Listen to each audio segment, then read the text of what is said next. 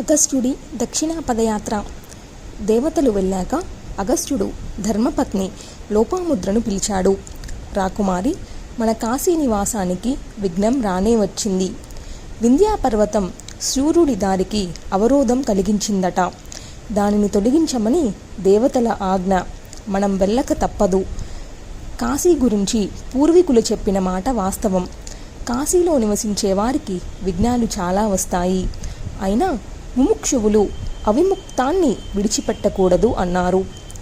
అన్నట్టుగానే అంతరాయం రానే వచ్చింది. సరే పద, దక్షిణాపదానికి బయలుదేరదాం అన్నాడు.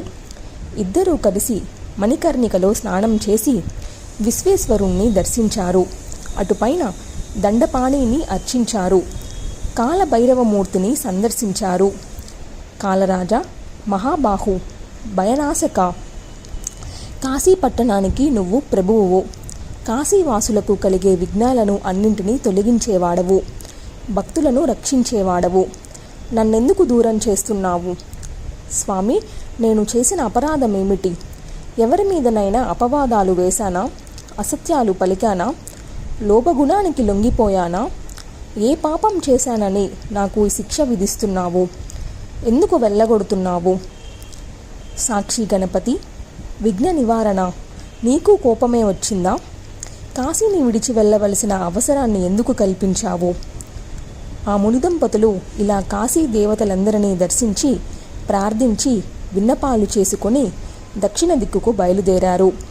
కాశీని విడిచిపెట్టవలసి వస్తుందే అన్న బాధ అనుక్షణం వారిని పీడించింది. గుండె దిటువు చేసుకొని ప్రయాణం సాగించారు. అడుగడుగున కాశీని తలుచుకుంటూనే నడిచారు. కొంత దూరం వెళ్ళాక నడక చాలించి తపశ్శక్తినే విమానం చేసుకొని ఆకాశ మార్గాన దక్షిణాపదం వైపు వచ్చారు. నిమిషన్నరలో ఎట్టు ఎదుట వింధ్యాపర్వతం కనిపించింది. ఆకాశాన్ని తన్నుకొని నిలబడి ఉంది. మునిదంపతులు ఆశ్చర్యచకితులై చూస్తూ నిలబడ్డారు.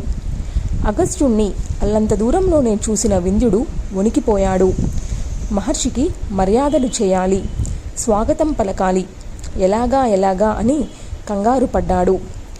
తనను తాను కుంచుకొని వినయంగా భక్తిగా సాష్టాంగపడ్డాడు. అగస్త్యుడి మనస్సు ప్రసన్నమైంది. ముఖం విప్పారింది.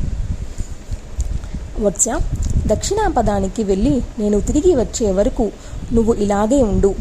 ఆకాశానికి అడ్డంగా ఎదిగి ఎత్తుగా నువ్వుంటే నీ శిఖరాలను అధిరోహించి దాటి వెళ్ళగలిగే ఓపిక నాకు లేదయ్యా.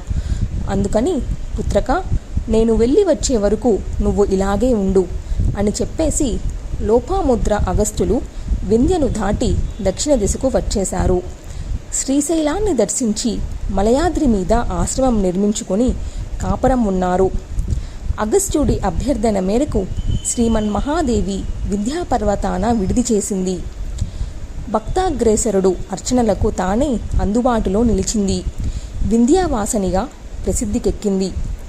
స్వయంభు మనువు ఈ వింధ్యావాసినినే ఉపాసించాడని నారాయణ మహర్షి నారదుడికి చెప్పిన వృత్తాంతాన్ని సూతుడు సౌనకాది మహర్షులకు వినిపించాడు. ఈ ఉపాఖ్యానం పుణ్యప్రదం, పాపనాశకం, రాజులకు విజయాన్ని, ద్విజులకు జ్ఞానాన్ని, వైశ్యులకు ధనధాన్య సమృద్ధిని, మిగిలిన వారికి సుఖ సంతోషాలను కలిగిస్తుంది. ఒక్కసారి చదివినా విన్నా చాలు అని ఫలిశ్రుతి కూడా చెప్పాడు.